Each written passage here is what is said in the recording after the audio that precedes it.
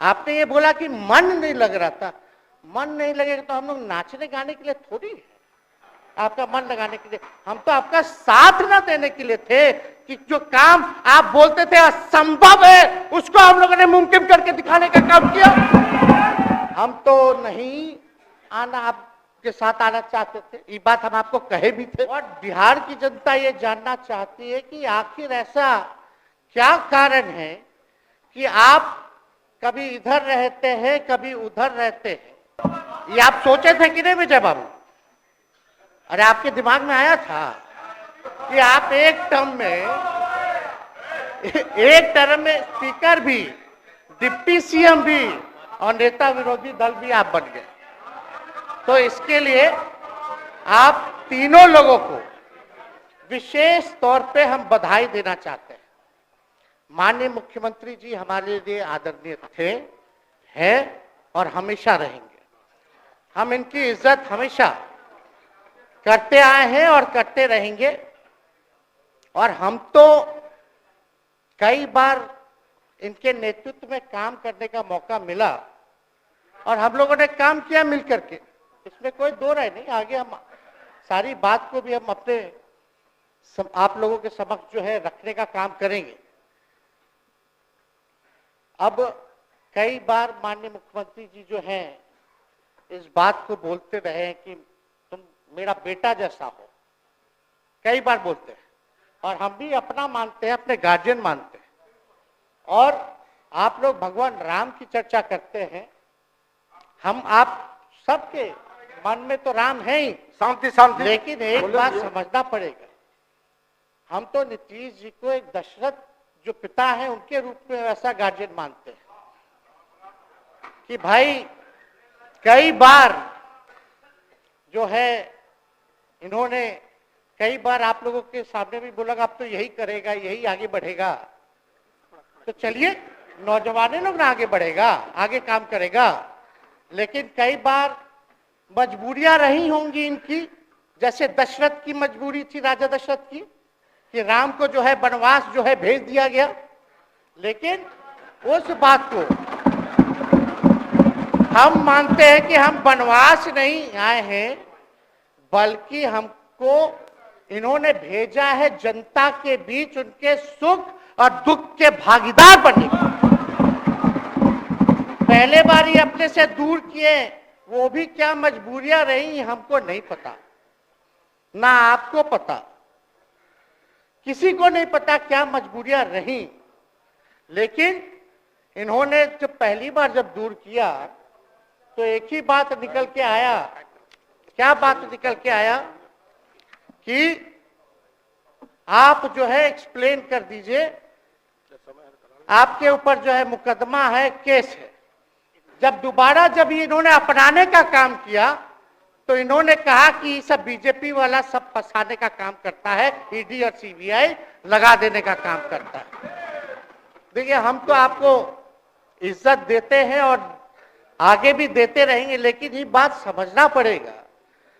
और बिहार की जनता ये जानना चाहती है कि आखिर ऐसा क्या कारण है कि आप कभी इधर रहते हैं कभी उधर रहते हैं। कि हम एनडीए इसीलिए छोड़ रहे हैं क्योंकि हमारे पार्टी को तोड़ा जा रहा है, हमारे विधायकों को प्रलोभन दिया जा रहा है। और आपने ये कहा था मर जाएंगे मिट जाएंगी, तो आप कहते ही रहते हैं, हमेशा लगातार ही कहते रहते हैं। उस पे हम नहीं जाएंगे, लेकिन आपने तो ये कहा था कि भाई हम लोगों का एक ही लक्ष्य है, न प्रधानमंत्री बनना है न किसी को मुख्यमंत्री बनना है, देश भर के विपक्षों को गोल बंद करके जो तानाशाह है उसको दोबारा नहीं आने देना है, इसीलिए ना आ पाए थे। और आप जब गवर्नर हाउस गए महोदय, मुख्यमंत्री जी जब आप बाहर आए बोला कि आपका मन नहीं लग रहा था। आपने ये बोला कि मन नहीं लग रहा था। मन नहीं लगेगा तो हम लोग नाचने गाने के लिए थोड़ी है, आपका मन लगाने के लिए। हम तो आपका साथ ना देने के लिए थे कि जो काम आप बोलते थे असंभव है उसको हम लोगों ने मुमकिन करके दिखाने का काम किया।